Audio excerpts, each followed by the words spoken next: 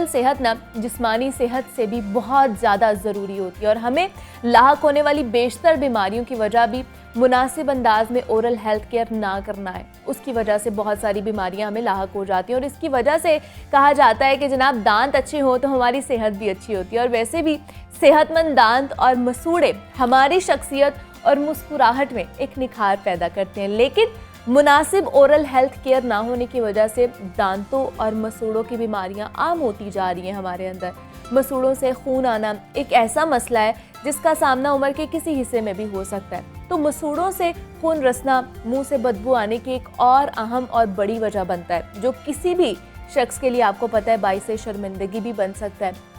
और अक्सर लोग ये शिकायत करते हुए भी नजर आते हैं कि हम बाकायदगी से टूथब्रश करते हैं लेकिन ब्रश करने के बाद गम्स रेड हो जाते हैं या फिर उनमें से खून रसने लग जाता है और इस मर्ज को मामूली समझकर हम लोग इग्नोर कर देते हैं क्योंकि मसूड़ों से खून आना कई खतरनाक बीमारियों की वजह बन सकता है। तो मसूड़ों से खून आने की वजूहात क्या है, ये कितना खतरनाक साबित हो सकता है और इससे कैसे बचा जा सकता है, इस पर आज हम बात करेंगे। हमारे साथ इस वक्त मौजूद हैं डॉक्टर इमरान ज़िया हैं जो डेंटिस्ट हैं। डॉक्टर इमरान, मैं आपको खुश आमदीद कहती हूँ जागो लाहौर में। कैसे हैं आप? अल्लाह का शुक्र, आप बताइए।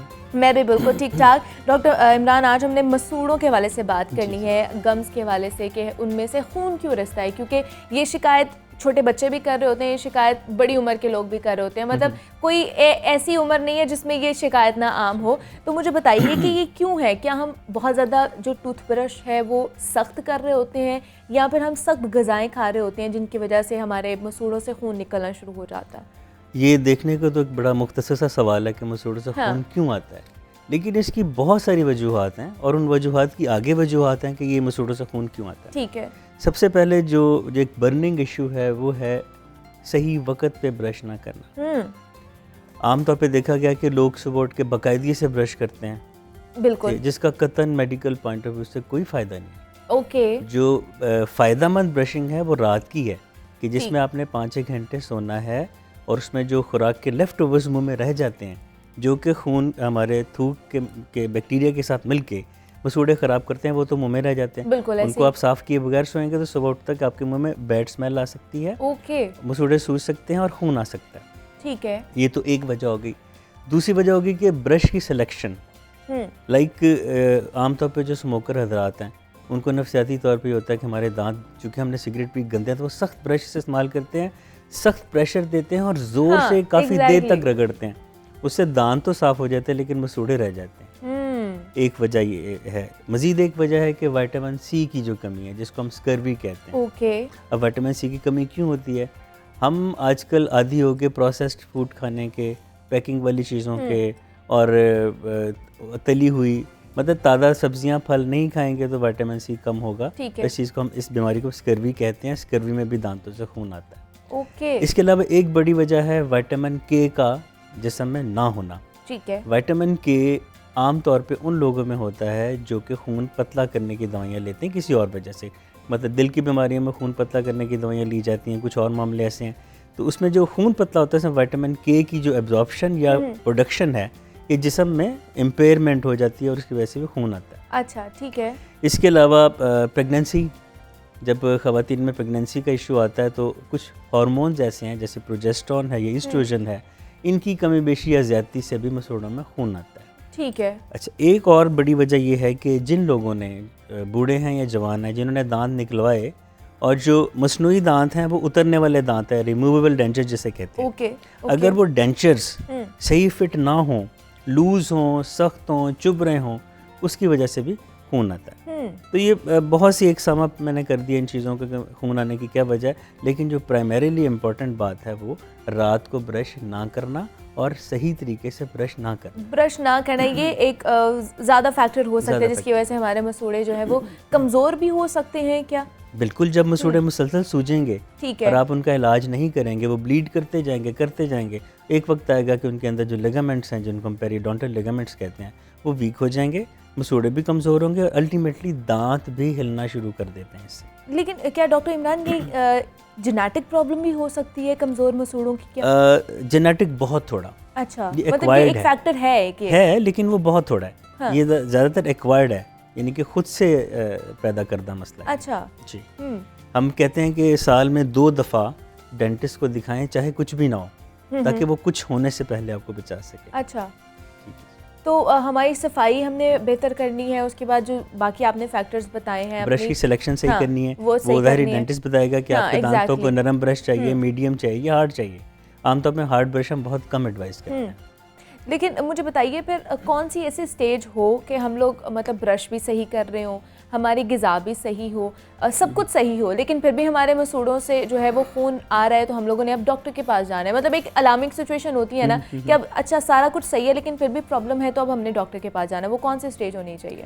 वो स्टेज होनी चाहिए जब आपके मसूड़ों से तमाम जो मैंने भी एहतियाती तदबीर बताई हैं, अगर इन तमाम एहतियाती मैयर्स के बावजूद खून आए, तो फिर तो या तो विटामिन सी की कमी हो सकती है, विटामिन के की कमी हो सकती है, खुदा न खास्ता कोई ब्लड कैंसर ये भी इसमें हो सकता है, कोई ट्यूमर हो सकता है। तो ये सब चीज़ें ऐसी हैं जिसको कि एक डॉक्टर ही एक उस एंगल से देख सकता है, आम आदमी तो नहीं देख सकता।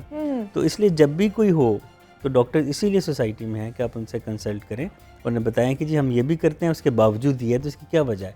डेफिनेटली अल्लाह ताला ने जो मर्ज़ पैदा की है उसकी 100 दवाएँ भी पैदा की हैं, तो मसूड़ों से खून आने को सिर्फ मुंह तक महदूद ना रखा जाए। अच्छा। किसी और बीमारी में भी मुंह से खून आ सकता है। कुछ ऐसी दवाइयाँ हैं जिनके साइड इफ़ेक्ट्स में मुंह से खून आना शामिल है। तो अगर इनको बर वक्त इनका इलाज ना कराया जाए या अगर इनकी तशख़ीस नहीं होगी कि हमारे मसूड़ों से खून आ रहा है, तो फिर वो किस तरह की बीमारियां हमें लाहक हो सकती हैं, या हमारा जो दांत है या हमारे जो मसूड़े हैं वो और किस तरह डैमेज हो सकते हैं? अगर मैं अपनी फील्ड को देखूँ और मैं आपसे ये कहूँ कि अगर मसूड़ों से खून आने को आप ईजी लें, इग्नोर करते क्योंकि हम लोग तो अमूमन ज़्यादातर लोग हैं वो इग्नोर करते हैं। हाँ। तो उसमें सबसे पहले हार्ट अटैक एक हो सकता है, दिल की बीमारियां बहुत होती हैं, क्योंकि मसूड़ों से मुसलसल खून आना और उसको इलाज ना करना खून को गाढ़ा करता है। जब खून गाढ़ा होगा तो दिल को काम ज़्यादा करना पड़ेगा। जैसे आप एक पानी खींचने वाली मोटर के ऊपर आप ऑयल खींचने पर लगा दें उसको, तो उसको ज़्यादा काम करना पड़ेगा। जब दिल को काम ज़्यादा करना पड़ेगा, दिल के मसल्स बढ़ेंगे, कार्डियोमेगाली, दिल का साइज़ बड़ा हो सकता है। सब एक्यूट बैक्टीरियल एंडोकार्डाइटिस एक बीमारी है, वो हो सकती है। सबसे पहले तो हार्ट को खतरा है। अच्छा। दूसरे नंबर पे जोड़ों की बीमारियां हो सकती हैं, हड्डियों की बीमारियां हो सकती हैं। तो मसूड़ों से खून आने को कभी भी खुदारा ईजी ना लीजिए। अच्छा, मतलब अगर जैसे ही आपको लग रहा है कि हमारे मसूड़ों से खून रसना शुरू हो गया है, तो फ़ौरन से आप लोगों ने डॉक्टर से रुजू करना है। ये नहीं देखना कि थोड़ी देर वेट कर लेते हैं, अगर ज़्यादा होना शुरू हो गया तो फिर डॉक्टर के पास जाएंगे, उससे मशवरा लेंगे। दूसरा डॉक्टर साहब, जैसे आप बात कर रहे थे कि खून पतला भी हो जाता है तब भी मसूड़ों से खून निकलना शुरू हो जाता है, कि प्लेटलेट्स की कमी की वजह से भी हो जाता है, बहुत से लोग कहते हैं। तो मुझे बताइए फिर उस हवाले से फिर क्या इकदाम हमें उठाने चाहिए अगर इस वजह से होना शुरू हो जाए तो? उसमें फिर एक ट्रायंगल की सूरत में काम करते हैं। डेंटिस्ट, कार्डिक फिजिशियन या जो भी जनरल फिजिशियन है वो और पेशेंट मिलके, पेशेंट इन दोनों को इन्फॉर्म करता है कि अब ये सूरत हाल है, तो मसूड़ों की ये सूरत हाल है। हम फिर फिजिशियन से मिलके हम मिलजुल के एक एडवाइस लेते हैं, फार्मासिस्ट इसमें शामिल होते हैं। एक ट्रायंगल या क्वाड्रेंगल बनता है जिसमें हम मरीज़ का फिर इसको इन तमाम बीमारियों से बचाने की कोशिश करते हैं और ये हो जाता है, इसमें कोई बड़ी बात नहीं। और दूसरा डॉक्टर हम देखते हैं कि जैसे ही हम 30s में पहुंचते हैं तो हमारे ज़्यादातर लोगों के जो खाना है ना वो दांतों में फंसना शुरू हो जाता है, गैप आना शुरू हो जाता है मसूड़ों में। इसकी क्या वजह है? सबसे बड़ी वजह ये है कि अवेयरनेस नहीं है।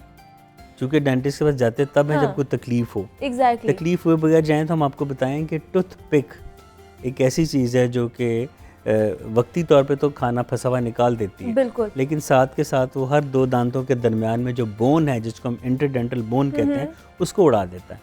जब ज़ाहिर है 30 की एज तक हम वैसे भी खाने पीने वाले शौकीन शहर में रहते हैं या मुल्क में रहते हैं, तो खाना फंसता है तो फ़ौरन टूथपिक से निकाल हाँ। अब वो वक्ती रिलीफ तो आ गया, हाँ। लेकिन जो लॉन्ग टर्म नुकसान है वो क्या है कि जो दांतों के बीच की हड्डी है, जो कॉर्टिकल बोन है, वो उड़ गई।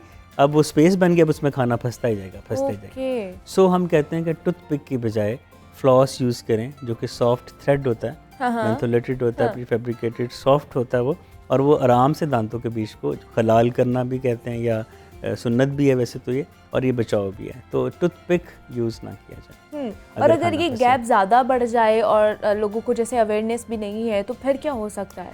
फिर हम दांतों के ऊपर क्राउन्स या वेनियर्स लगाते थे, ताकि वो थोड़ा सा उनको वाइड चौड़ा बना देते हैं। अच्छा। ताकि हर दो दांतों के बीच जो गैप है उस वेनियर या क्राउन की वजह से, या हम वो कॉम्पोजिट फिलिंग्स करते हैं, वो गैप बंद हो जाता है कुछ अरसे के लिए।